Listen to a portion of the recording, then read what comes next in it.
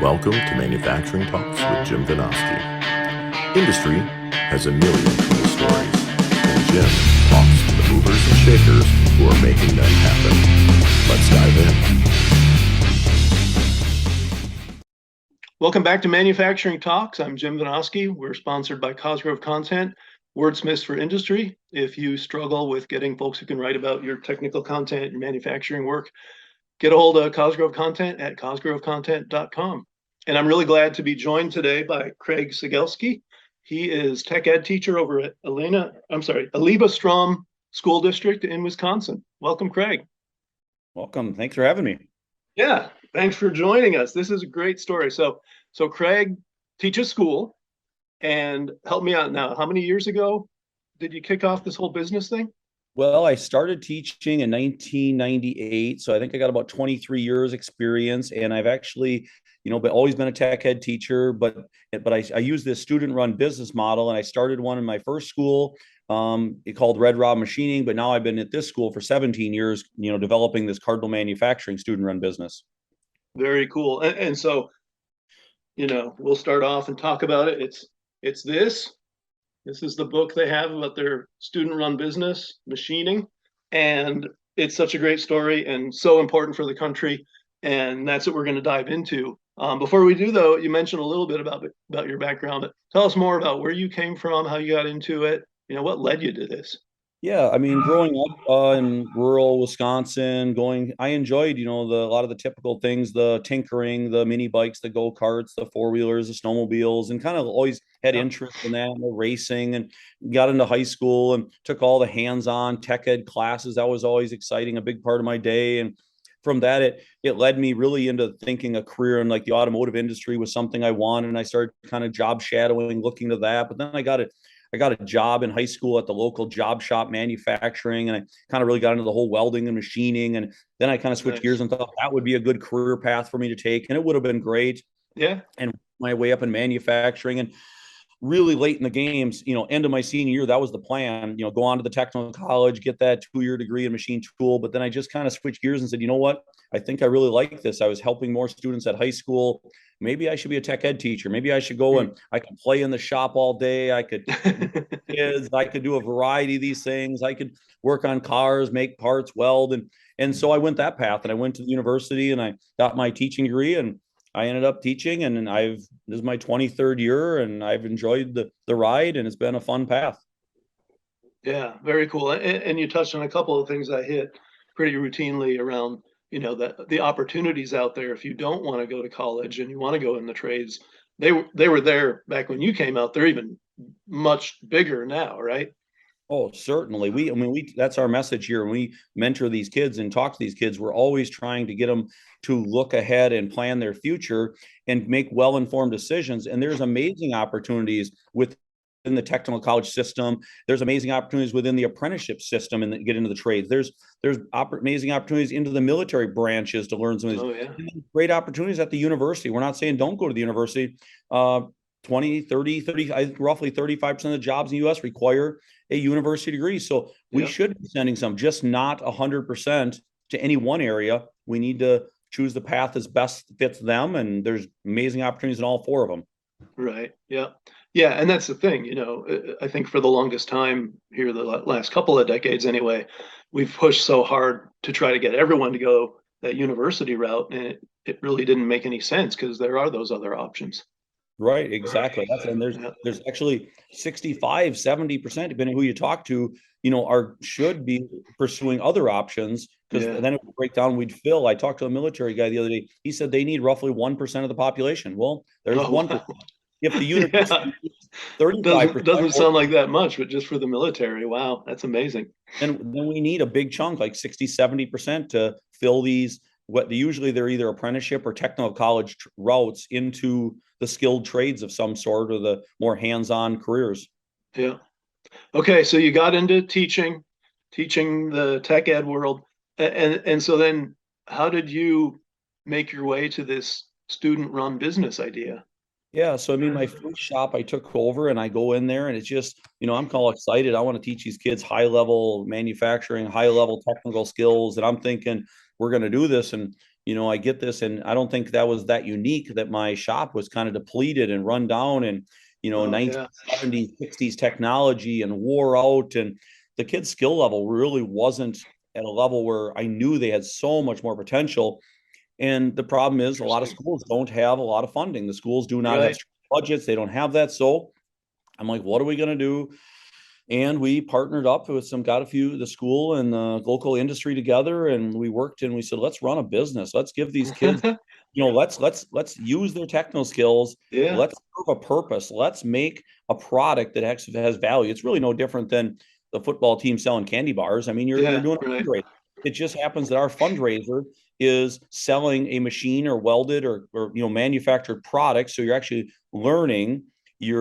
It's so much better learning because you actually have to communicate and plan and order material and order tooling and make parts and make deadlines and market it and invoice it and ship it, and then you generate profit, and you learn so much more than the technical skills. You learn problem solving, you learn confidence. Hmm. You take on jobs that you don't know the solution, you don't know the answer, so you figure it out, you dig in, you use your resources, and then you have to talk to everybody, and then it's way more exciting and engaging when you get done and you meet a deadline and customer picks it up and shakes your hand and hands you money and you transact. And it's just real. It's real. And that's what the Uh-huh. students like. It's real customers, real money, real material, real life. And we have real difficulties and real struggles that we have to overcome, just like any business.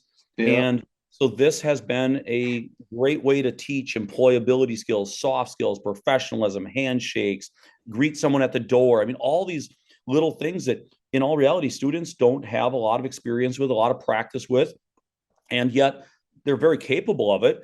And Right. so we groom them up in the early years, and this is our seniors' opportunity to get work experience before they leave the school. Yeah.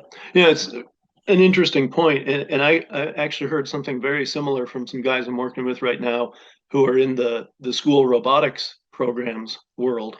And they talk about the same thing around, it's no knock on the schools that the curriculum isn't teaching necessarily teamwork and how, you're not going to have all the answers, and just even how to present yourself in the broader world. It's really focused on the individual. And I love what you talk about where, now you're beyond the individual and you're having to do things as a student that you're going to have to do in the workaday world. Yeah, I mean, it's so much like we want when you hire people, you want someone with experience. You want someone who has Yeah. that. Well, how is so many times I see students, sometimes they maybe do amazing in high school and they know they're good at school, and they go to Yeah. college and they're good at college, and Yeah. then they get out and they're 22 years old and they get this good job, but they don't know the expectations of the real world and the industry, and they don't know. They're good at school, they're not necessarily good at work, and they have to transition. And that's why I think it's so valuable to either be part of a student run business, or for these students who have opportunities to do like youth apprenticeships while they're in high school, to be working, Yeah. or even just to get any part-time job, just to start Right. learning to show up on time, to work with coworkers, follow directions, be detailed. I mean, communicate. I mean, just having that work experience. And that's where people are sought after, for people who grow up on farms, because they learn to work hard, they Hmm. learn to be mentally tough, they learn to persevere.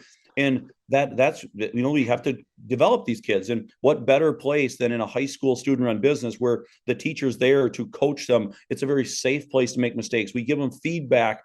I mean, it's a mentoring workshop. It's a work experience at high school. They get paid to come to class. It's just like a job, but it's only for an hour and a half a day. So it's just like a little part-time job, but it doesn't Hmm. interfere with sports or other family activities or anything. And it's something we can infuse. And then all the money we make goes right back into the tech ed program. So it betters the facility. It betters all of the tech ed students, because we have this really nice place to work now. Yeah. I loved what you said around it being a safe place to make a mistake. In scouts, I'm a scoutmaster, and we say the same thing, that scouting is a safe place to fail, especially for the scouts who step up to leadership positions. And that's critical to know too. School is about never failing, and yet you get out in the real world, failing is part of what we do, right? We Oh, really yeah. don't even progress without it. You have to learn to make mistakes and not get too frustrated or upset. You have Right. to we have a new saying in here. We have zero problems in Cardinal Manufacturing. We'd never, all we have is inconveniences. When something, I mean, things go bad, when that breaks, we made a mistake, we forgot this, we did this, we just kind of smile and look at it like, that is really inconvenient right now. And we look at that way. So nobody's mad and frustrated. We kind of like, that is impressive. We forgot that. We made that mistake. But we can't do nothing about it. So now we have to put our heads together and find the solution. We have to either reorder the material, we have to remake, we have to call the customer. Yep. I mean, it's just real world stuff, and real is fun. Make believe is not fun. And that this brings real to school. Yeah. So let's back up again. So you came up with the idea. Did you run into any hurdles getting that first one going? You know, was it tough to sell the school on it? Tell us a little bit about your getting started on it. You know, I had a great principal at the time, and it was kind of fun. I went down to him. I'm 22 years old. I kind of pitched this idea in his office in about 10 minutes, and he kind of looks at me like, you know, it sounds pretty good, but we're not getting permission for this. There's no way that everybody's signing off from here to the top on this. But he had a good approach. He's like, why don't you just go try it a little bit? I'll just kind of look the other way. And if it works out, where it's going to be good. And if it doesn't, we'll say we're sorry. And it's easier to get forgiveness than permission. And it wasn't illegal, and it wasn't immoral, and it wasn't unethical. It was just something to try. And it worked amazing. I mean, it worked. It was a test. It was a test. And we were so now that it has been proven successful, and then I moved to another school and got 17 years of proven success, we're starting to build videos and resources and books and magazines, and we're helping other schools. So now if you're a school in the US or in the world that wants to do this, you can lean on us as a proven concept, and you can show. So what schools do is they show their principals or their industry partners our videos, our website, our social media, our books, and they say, look at what these guys are doing. And now we're seeing spin-offs because of that. Yeah. And we'll talk more here in a second about how others can follow your lead. I did want to hear, though, you know, one of the challenges, and it's interesting, it's kind of the present day challenge in the real workaday world, is turnover. And yet, you know, it's kind of the name of the game for you guys. You want your students to turn over because they're going to be moving on to bigger and better things. As a business, though, how do you deal with that you know your students are only going to be around for, you know, 2 or 3 years or something like that? Right. So we have a terrible business model. We have 100% turnover. We have completely untrained students. We only work an hour and a half a day. We have good equipment, but not industry standard equipment. I mean, we do not have a lot going for us, but yet we function as the student-run business. Now, I was thinking about that, and you know, we truly do have 100% turnover where the students in the Cardinal Manufacturing is only our senior group of students. We pretty much run. But we do every year let a couple juniors in just so we don't have a total 100%, maybe 95% turnover.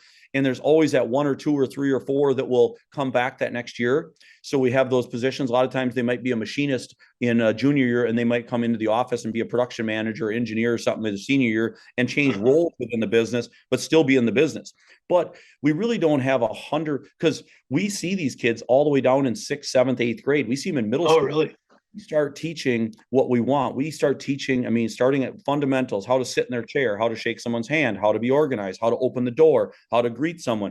We start hitting the soft skills. We start building a culture we want. We start the polite, friendly, professional atmosphere. We start the coaching of the careers, the planning, all the life skills, and we start hitting on the technical skills that young.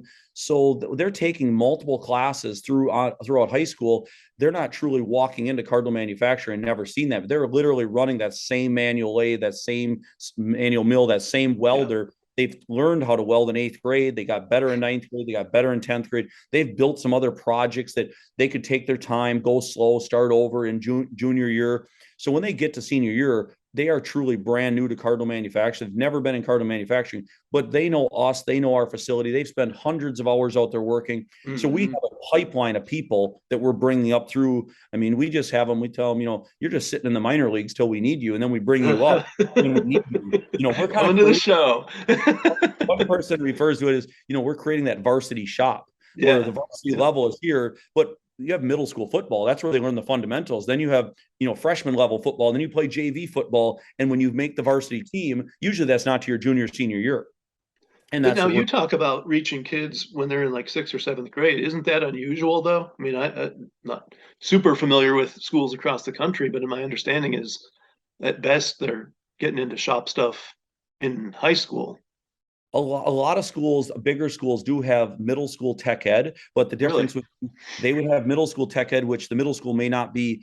Our school is relatively small, so we are the tech ed department for the middle school and high school. So me and my teaching partner Tyson, we're the two instructors here. We get to see them, and they come to the same facility. Where in most high schools, you're right, bigger, they would go to their middle school tech ed, and they would see their middle school tech ed teacher, and they would start to learn.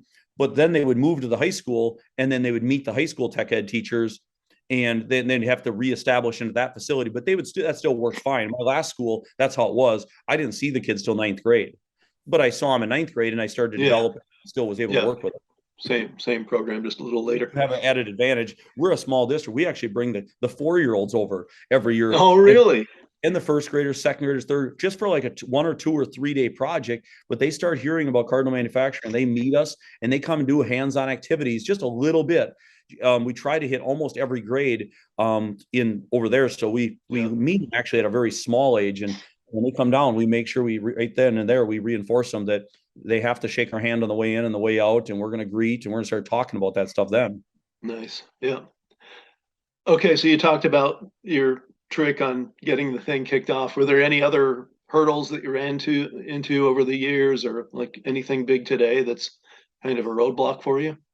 Not really. I mean, the industry is going to support it. The school is going to support it. It's good for the kids. It's effort on the teacher's part. I mean, that's the hurdle, is to get everything, because you have to start moving quick. You can't work on a school schedule. You have to start having materials come in. You can't use the traditional PO system where you order something and 3 weeks later it gets ordered and 3 weeks later it comes in. So you do have to set up vendors, and you have to set up accounts, and you have to get a student run business credit card. And so there's some logistical stuff that needs to happen to operate a little faster. But that's all very overcomable. And, when you have to create the pipeline, you can't just start a student run business. You have to make sure you have the prerequisite courses in place. So when students and schools want to start this, it's usually you investigate, you learn, you create a team. It's something you're going to start next year or the year after. You're going to start it a year or two later. So all that background planning has to happen. How do you manage the money side? That would seem like a real challenge within the bureaucracy of a school to manage in and out on that. It's really no different than any other club or sport in our school. The football team, the basketball team, all the clubs, they have activity accounts, and we have an activity account. So any money we make actually goes to the district office and goes into our activity account, and any money we spend comes out of our activity account. So it's no different than another club selling candy bars, and all the profits goes in their account, and then they want to buy new helmets, so they pull out and they buy the new helmets. It's just we have more transactions because we're doing it on a daily basis. We're dropping off money and we're spending money, and then we don't actually write. I mean, we process the money, but then when the bills get paid from the district office. So the school administration has to support you because you're making a little more work for the district office. They have to pay the monthly bills at the end of the month. Yeah, sure. Okay. And you mentioned that the students make some money too? They do. We do a profit sharing. So the class gets their biggest thing is they get scholarships. We've created where this is an in-demand program. And a really important part of this is they can't just sign up for this class. They have to perform. So what that makes them is it makes all the classes earlier. Because our class, they're getting almost $100,000 at the end of the year. So if there's a big enough carrot there, they want to be in there, and it's fun, and they get all the and the hooded sweatshirts and the tools and the travel and the fun, this and the social media and all this stuff coming in. So it eliminated all of our behavior all the way down to our earliest classes, because they're waiting to be in here. They know they can't sign up for this class. The only way in is through a portfolio turned in, a job application, a cover letter, a resume, an interview process. Interesting. So we have that carrot, and we've developed with our partners in our community a lot of scholarships. So currently we have like 65,000 committed every year in scholarships. So these kids are only for these kids in this program. So they have access at these huge scholarships, and then they get all this clothing and all this. And then there's 21 students in this year. So we'll do a $21,000 profit sharing at the end of the year, and that'll be divided up based upon the hours they worked. So, and their performance level. So based on the reviews and, based on how they did and based on the hours they committed, they will get a piece of that. So they're not getting rich, but they're going to get 600, 800, 1200. I mean, based on what they did. So it's a nice little reward. One check last day. Hey, here's $1,200. Thank you. But here's $8,000 in scholarships. Thank you. Have your hooded sweatshirt, your hat, your coat, your this, and this. Yeah. Well, and thinking $1,200 for a student, that's nothing to sneeze at, right? Oh, it's a nice little chunk of money for really participating in a program, but you have to be a little committed. And when jobs got to get done, once in a while, you got to stay after school or come in early or do a few extra things. But mostly we work during the school day. Yeah. Now, do your students have time to engage in some of the other extracurricular activities as well? As in the school? Yeah, sports and things. Oh, yeah.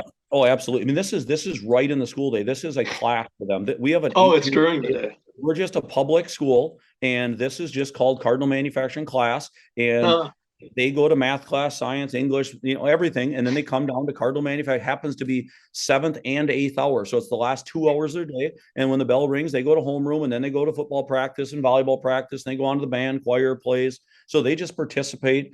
This just fits right into the normal school day. It's just, that's cool. Me and Tyson being the tech ed instructors, we teach all morning. The first 6 hours, we both a wide variety of middle school, CAD, CAM, engineering, woodworking, welding, machining. We're all over the place. And then the last 2 hours, we team teach Cardinal Manufacturing.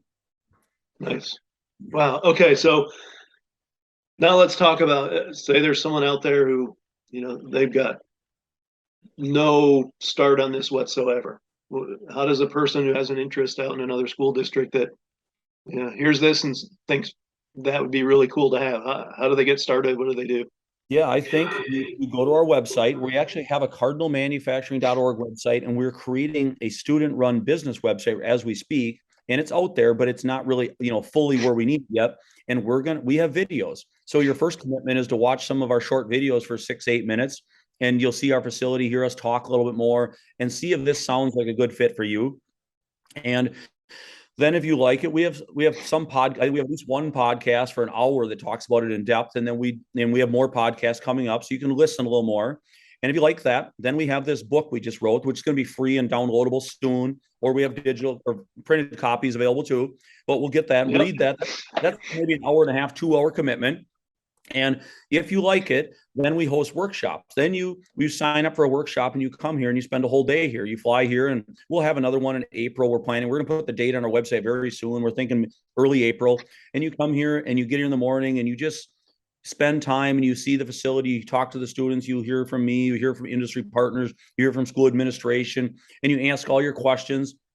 And usually you bring a team, you bring the teacher for sure. You probably bring a principal, you probably bring a couple industry partners. Most people will bring 4, 5, 6 people. Some will bring 10, 15, and they come and they really dive in, and then they sit down and they plan it out. And like some schools, then like we're going to Ohio soon, then they want us to come do an on-site visit and say, okay, we all bought it, but then we come and we help and we consult.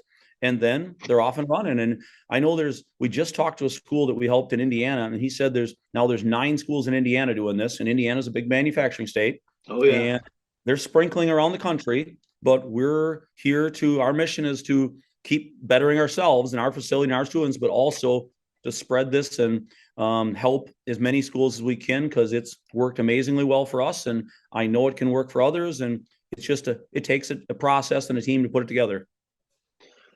So that being said, Eleva-Strum School District, I mean, that's a pretty small area, right? So you're not a big outfit. What if this thing starts getting big? Do you have plans for how you can add to your abilities to spread it out across the nation?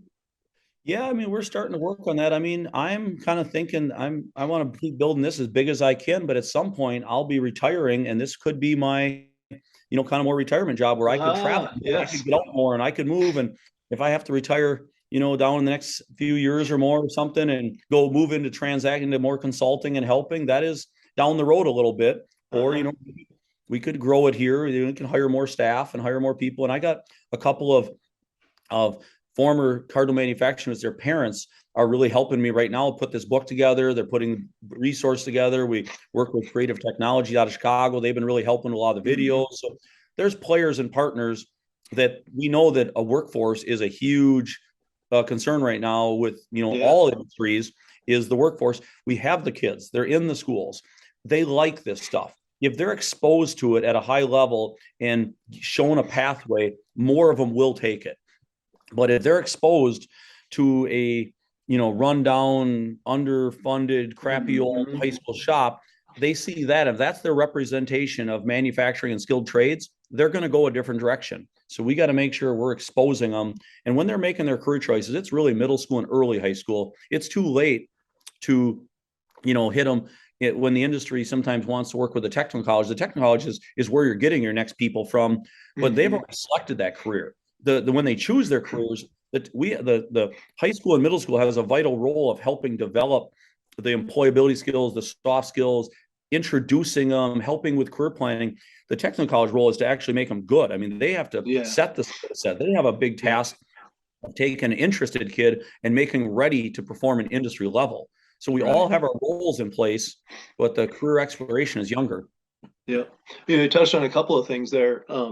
One is there's the obvious benefit of getting that real world experience if you're headed for that technical college, right? You have that leg up. And I was just thinking though, I'm an engineer by degree, and I went to standard shop classes years ago when I was in school, more years ago than I want to talk about. But I'm thinking about engineering students too, how much they would benefit, because it's great to go to the theoretical classes and learn calculus and physics and all that, but to see that applied engineering and what you guys are doing, again, in the real world, a business that's relying on those principles, that's huge too. So it doesn't matter what your direction is. If it's technical, this is a benefit, right?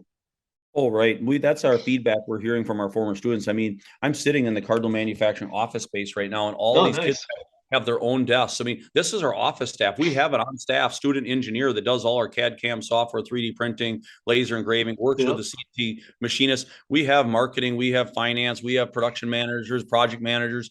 We're in here and they have their own computers, their own desk. And then we have the shop, the machinists, the welders, the fabricators, the woodworkers, the maintenance staff, and all that. But they're not all going to go into those fields. But the transferable skills are all those employability skills, the soft skills, the professionalism, the greetings, the communicating, the working with each other. That's what they come back and say, I gained so much confidence in myself. And I learned, I found out I had so much potential, and I found out that I could do amazing things. And then I went on to whatever I chose. And a lot of them choose related fields. Like we've had civil engineers, mechanical engineers, manufacturing engineers, electromechanical people, high-end maintenance people, diesel mechanics, auto mechanics, plumbers, electricians. I mean, all those spinoffs have come out of here. They're not all becoming machinists and welders. Well, and you just kind of segued to my next question, because it occurred to me as you were talking about those other functions that aren't technical, accounting and marketing and all that. Do you have students who come in who aren't involved in the technical side? We do. I mean, we normally like to hire from students that we know and we have the culture set out of our class. But I mean, these students are filling roles that are vital to the success of our program. And they're in here in the office and they're processing the money, they're running our social media, they're running, our clothing line, our travel plans, making all these things happen and sending thank you emails and all we are a real business that it just happens to operate out of a high school, and we have to do all the normal stuff. It's just scaled back. We have a 21 person business. Wow, that's really cool. And so let's talk about the business. Obviously, you're making a go of it. Do you see growth, bigger opportunities as this gets more well known? Yeah, I mean, when we started, we had to try to make a product with what we had, and the students' level of skill was not that high, and our facility was not that high. But we made something that had value, and you make $20, and we worked really, really hard that first year. I remember, we worked hard, and we made $11,000 gross the entire year, and I was only able to get a $3,000 profit sharing at the end of the year. Hey, I mean, it's profit, right? Pennies per hour. But I think that's any business. Now, absolutely. We have reinvested the majority of the money for the last 17 years into this place. And I mean, it is nice. I mean, it's air conditioned, it's well heated, it's well lit, it's all painted. We have a color scheme. We have newer machinery. We just got a brand new Mazak CNC lathe a couple of weeks ago. We're running a lot of equipment that's less than 10 years old. We're not running 50-year-old stuff anymore. We're buying new the kids are running good equipment. So our capabilities are way higher. We can manufacture products to, even out into 10 thousandths of an inch. But most of our stuff is plus or minus 1/2,000, 3 thousandths, Yeah. and fabricate stuff and weld stuff. But it's, the capabilities are going up. The students' skills are going up, and because of our facilities going up. Really cool. Okay. So is there anything we haven't talked about that folks out there ought to know? No, I guess if you're an industry person out there and you think this sounds like a good idea, I would reach out to your local schools and start talking. Would this be a fit? Could we work with you on this? And if you like it, and if the first school doesn't seem like this is what they want to do, I wouldn't waste a lot of time trying to convince them. I just move over to the next school. I mean, Right. work with Yeah. who wants to work with you. We've seen that happen because there's schools everywhere and there's Yeah. kids everywhere. So just find a school. It doesn't matter if you're 30 miles apart, work with Yep. them and go out to our websites and come visit, give us a call, send an email. We'll Zoom with you. We'll talk to you. We'll help you any way we can, and work together. If you're a teacher hearing this, go talk to your administration, go talk to your local business partners, go look. I mean, that's one thing too. And I think it's so important in schools is you have to work together. You Yeah, have to, definitely. you can't have a middle school over here and then a high school here and then a technical college over here and then a university and then industry people and everybody's complaining about their struggles and nobody meets. I mean, you have to we have to get in each other's space. It's really important that you know your local manufacturers on a first name basis. Yep. And you know your local technical college people and you know your locals where, hey, how do we work together? And Yep. that's all, is forming partnerships and where everybody wins. Well, that's really awesome. I have for quite a while talked about the need for manufacturers to connect with their local community colleges, technical colleges. Now I've got a new facet to that because I never talked about needing to connect with the lower level schools, the grade schools, middle schools, high schools. But you make a very good point. That's where it all starts, right?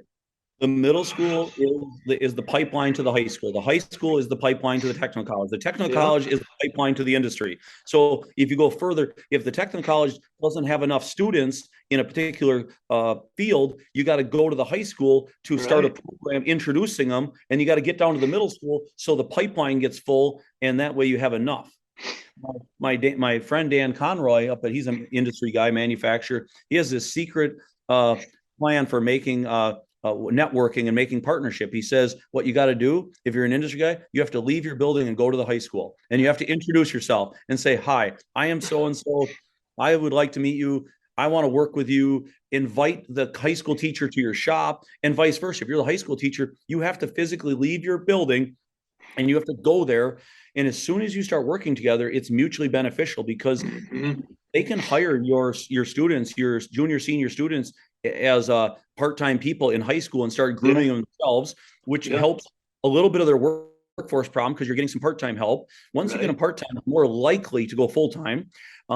Then the industry a lot of times comes in and gives really good advice and talks to the kids and possibly donate some older equipment or some material. It kind of helps where they see they can. It's not the industry's job to write a huge check every year, but you all are in each other's space and you all are working to the common goal. It's amazing how many times that help is not that difficult. Well, that is awesome. So yeah, cardinalmanufacturing.org, you said? That's our website now, and there's a lot up there. And then also it's going to be studentrunbusiness.com is going to be another website, which is coming up and that's going to focus more on the student-run business. We are Cardinal Manufacturing, but it's going to overlap because we're running a student-run business and we're helping promote more people to start it. Yep. And like Craig said, you can, the light's a little bad. You can get a free copy of this. You can get it online or you can get a hard copy like I have here. Tells the story of what they did and how you can do it. So plenty of materials out there if you're interested in this. And obviously we both highly recommend that you be interested in this, right, Craig? Right. I mean, it's a fun way to teach too. I mean, school gets fun and the culture gets good and there's almost no discipline and the shop stays clean and organized and the funding is there. So you're not struggling. And it's made my life very enjoyable. Well, and that's awesome too. We talk about the need for business and bringing manufacturing back, but making school fun is critical as well. So I applaud what you're doing, Craig. I thank you for being here with me today, and look forward to hearing big things about how you guys spread this across the U.S. All right. Well, thanks for having me and have a great day. All right, you too. All right. Bye. Thanks for tuning in to Manufacturing Talks with Jim Vanoski. Watch for new episodes dropping on the first and third Tuesdays of every month.